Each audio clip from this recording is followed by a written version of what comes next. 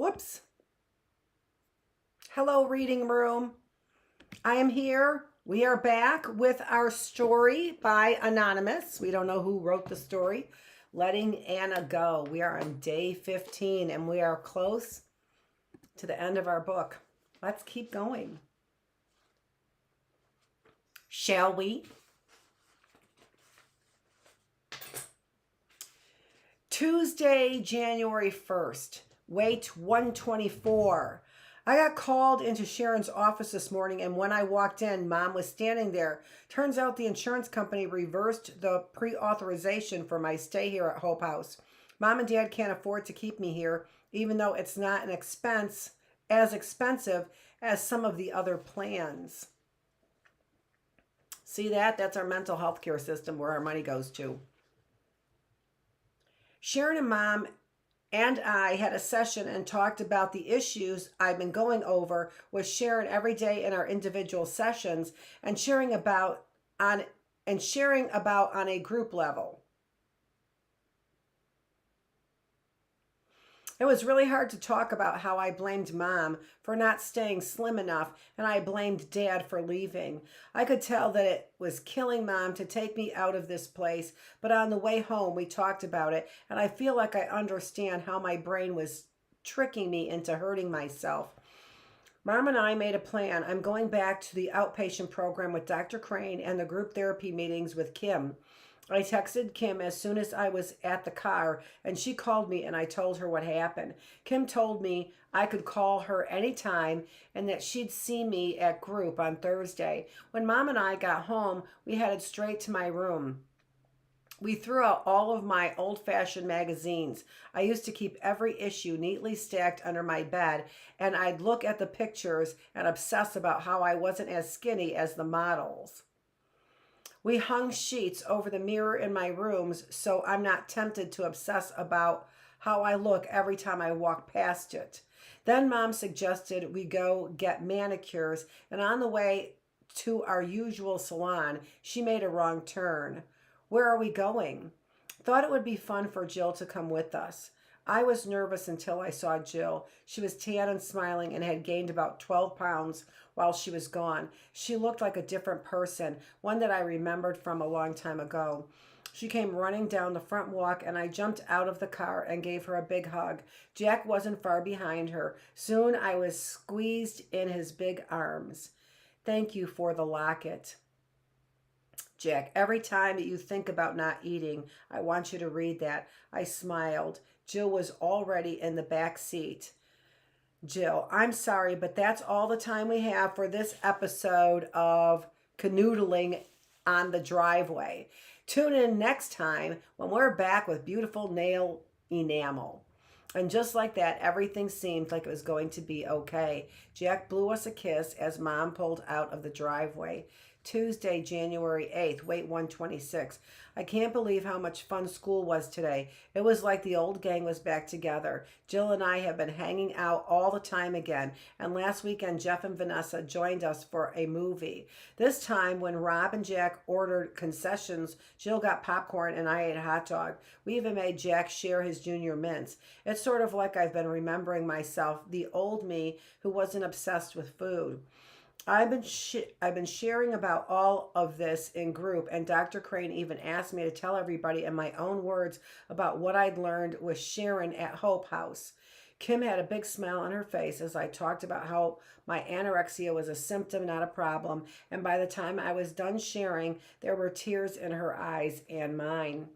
Sharon told me before I left Hope House that it was a good thing to journal whenever I had feelings come up, especially hard ones, but that she wanted to make sure I wasn't tracking my weight or my food too obsessively. So I think this might be my last entry for a while. I'm still going to go to group and I'm going to be seeing Dr. Crane, but as I think about everything this food diary was supposed to be in the beginning and what it became later, it seems like a good idea to take a break. Writing in this journal has been all about calories and weight and food and restriction. I feel like I'm walking into a new chapter of my life now, one that isn't restricted at all. It's a place where I feel free to love myself exactly the way I am. Wednesday, January 16th, weight 126. So much for not keeping track anymore. Misty Jenkins stopped by our lunch table at school today. She took one look at Jill sitting there all tan and happy and couldn't stop herself. Hey, Jill, wow, you look so tan. It sounded nice, but it wasn't. The word tan was delivered instead of the word heavy, which is what Misty was thinking. Hey, Twinkle Toes, get lost. Yeah, don't you have some fairies to wrangle or sugar plums to eat or something? Misty's smile was sickly sweet. You guys are so funny. No fairies this spring, just swans. Didn't Jill tell you we're doing Swan Lake? Vanessa didn't get what was happening and took the bait. No, really. Oh, that's so exciting. I love the ballet. Glad your ankle is better, Jill. Too bad about everything else. You're way too heavy to be a lead now. Jack jumped up so fast his chair skidded into the wall of the cafeteria. Get out of here now. Misty smirked and glanced down at me. Sure thing, Jack. If you ever get tired of being even with that little scarecrow girl, give me a call. Of being seen with that little scarecrow girl, give me a call. I thought I would throw up. I left everything on the table, grabbed my purse, and ran into the bathroom. I locked a stall door and sat there crying. When I got home tonight, I took the sheet off the mirror, got undressed, and really looked at myself in the mirror for the first time in several weeks. What I saw horrified me. Misty is right. I am a scarecrow girl. My hair is like straw. My body looks stuffed and ragged. I have lumpy curves in all the wrong places. Why has everyone been lying to me? Maybe Misty is mean, but at least she's telling the truth. Wednesday, January 23rd, weight 122.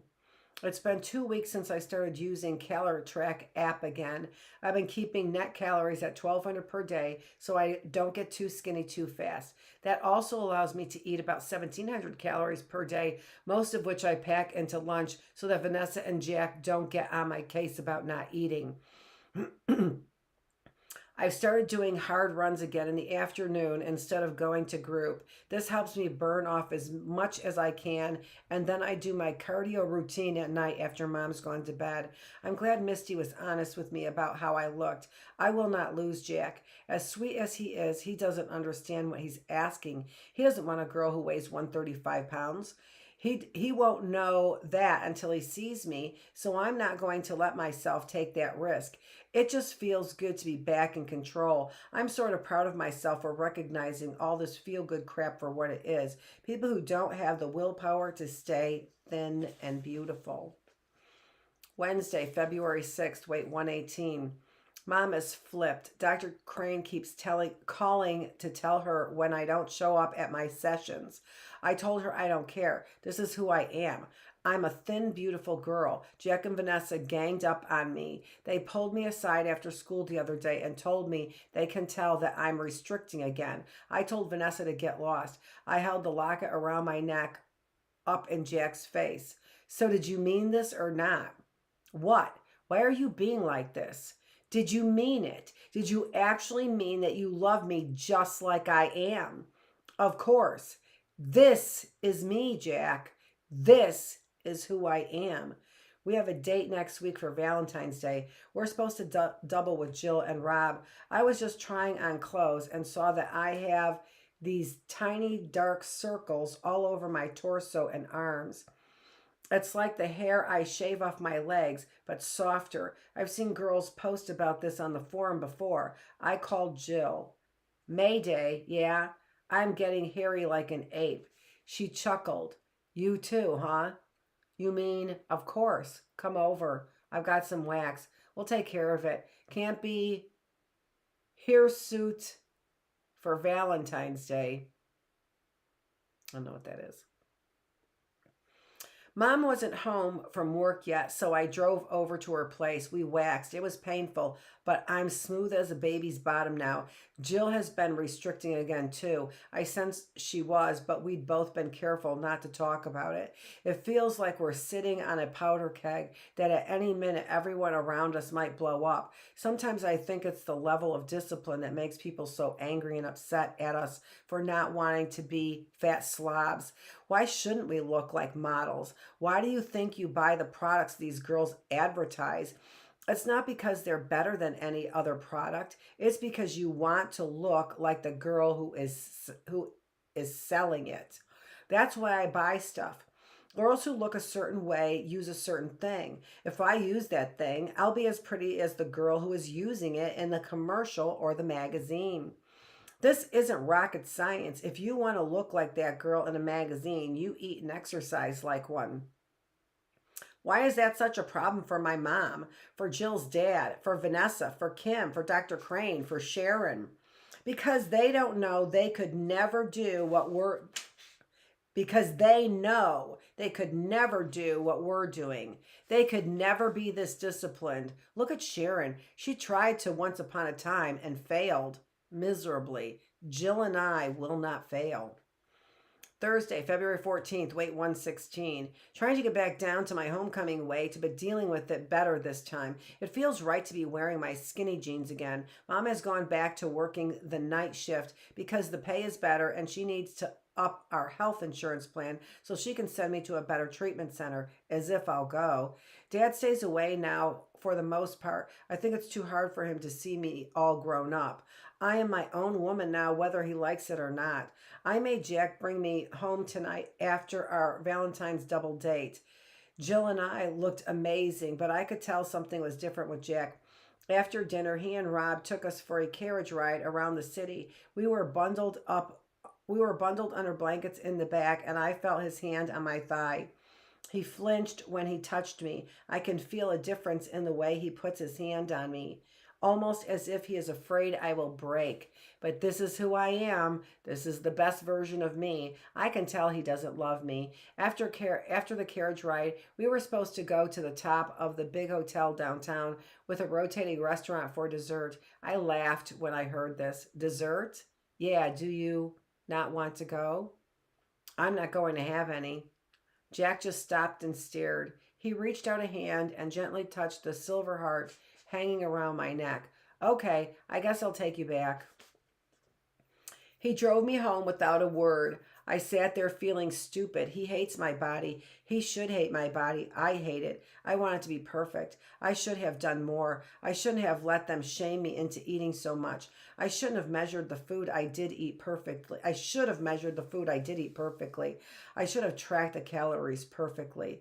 If I could just get back down to where I was the night I walked down the stairs last fall in the red dress, everything would be better. It would fix his hesitance.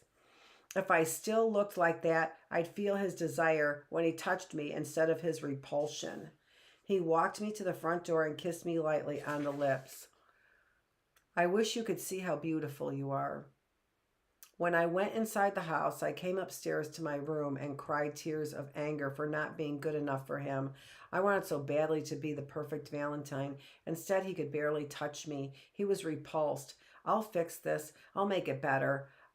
I'm going to be 100 pounds by spring break. He'll see then. He won't be able to take his eyes off me. I'll be perfect. Wednesday, February 20th, weight 115. Mom found out that the new insurance won't cover any treatment for my anorexia. It's a pre-existing condition. She still vowed to send me off to a treatment camp somewhere, but I won't go. I'm looking better than I have in a long time.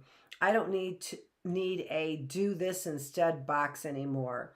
Now that Jill's working hard to get back in shape too, we stay in touch. Anytime I'm tempted, I just text her and vice versa.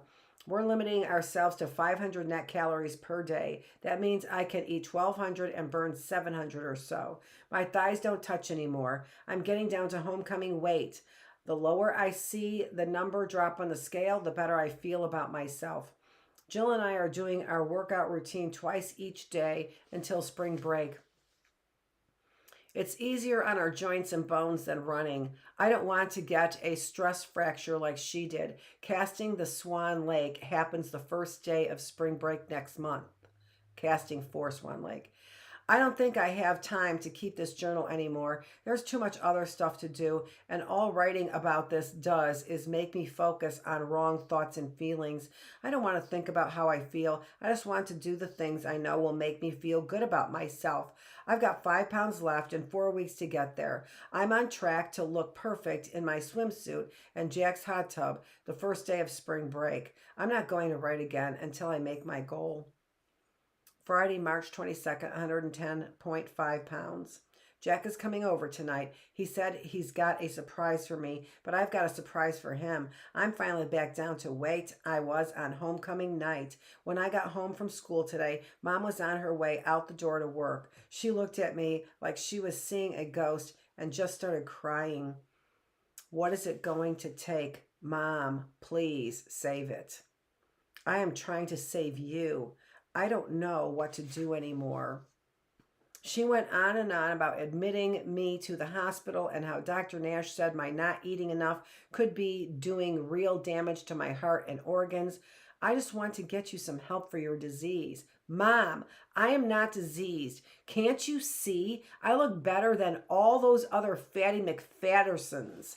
I am thin and gorgeous. I swear it makes me so angry. If this is a disease, more people should catch it.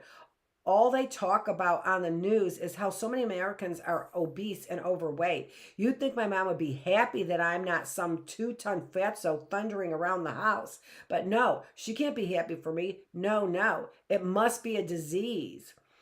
I stomped up to my room and started doing my exercise routine. I got really lightheaded in the middle of it and couldn't stop coughing just now. I actually coughed up some blood. It was sort of amazing. I think I'm so thin my body is digesting itself. I logged onto the forum and posted as way to go. Finally back to my goal weight, happier than I've been in months. Jill called me right away. Hey, just saw your post. I know, right? It's amazing. Congrats, lady. I think we should go for a jog to celebrate. Yes, I'm going to jog over to your place. Excellent. See you in 10. See you in 10? Give me 15. I need to change my clothes. Hopefully there won't be any more blood. I wonder if Jill has ever coughed up blood. I'll have to ask her about it. Friday, March 22nd, emergency transcript. Dispatch 911. What's your emergency? My girlfriend collapsed. I need an ambulance. Where are you? I'm on Caballeros, near the corner of Alejo. Send it, dispatch, sending paramedics now. What is your name? Caller, I'm Jack.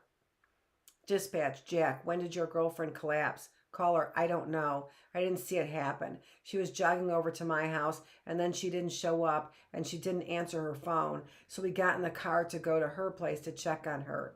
Dispatch, is someone there with you? Caller, yes, my sister. Dispatch, is your girlfriend breathing? Caller, I can't tell. Does it look like she sustained other injuries? Caller, she's got blood coming out of her mouth. Dispatch, is she lying on her back? Caller, yes. Can you see if her chest is rising and falling? Caller, not really. I think it is, just a little. Dispatch, are her eyes open or closed? Closed. And she appears to be breathing? Yeah, but it's sort of shallow. Oh man, please hurry up. Dispatch, Jack, the ambulance is on its way. Stay on the phone with me, Jack. Are you there? Yes, I'm here. My sister doesn't think she's breathing anymore. Jack, do you know CPR? Yes, my sister is starting compressions. Dispatch, make sure that you clean her mouth out with your finger to remove any blood or debris. Okay, I did. I'm going to set the phone down. I'll hold the line. Okay, I blew into her mouth and my sister is doing compressions. Oh, I hear the ambulance. Here they come. And a police car just pulled up. I'll let you go. Thanks, Jack. Medical Center report, case 13-16-12. Date, Friday, March 22nd. Deceased.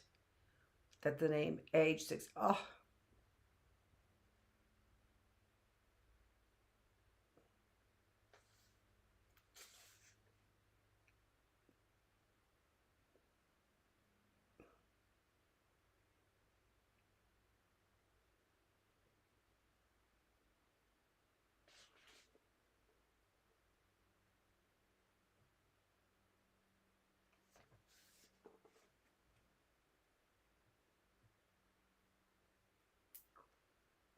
Okay. So I'll try and read the incident in the case report. The rest of it was just symptoms: cardiac arrest, bleeding from mouth, immediate cause of death, natural cause, which seems odd but interesting. And here's the incident. The descendant is a 16-year-old female with a reported history of anorexia nervosa. The descendant was last known to be alive this afternoon when her mother, an RN on duty in the emergency room when descendant arrived, left for work. Descendant spoke with a friend, Jill, then hung up the phone at 4:10, then left for a 15-minute jog to friend's house. After no word from descendant at 4:30 p.m., descendant's friend and brother, descendant's boyfriend, attempted to reach descendant via phone call and text message. After receiving no reply, descendant's friend and boyfriend drove toward descendant's house to look for her. Descendant was found unconscious on the southwest corner of Caballeros and Alejo. Paramedics were summoned by descendant's boyfriend Jack, responded and continued CPR initiated by friend and boyfriend while transporting the descendant to the hospital. The descendant was admitted to the emergency room of Blank Medical Care Center, where life-saving efforts proved to be of no avail. Death was pronounced at 5:29 p.m., 3:22, and then that's the date is blanked out. So by Dr. Nash. The investigator viewed the descendant at Blank Medical Center. Close examination revealed no indications of trauma or foul play. Clothing and jewelry released to descendant's mother. No additional information known about this investigation at this time. And we have finished.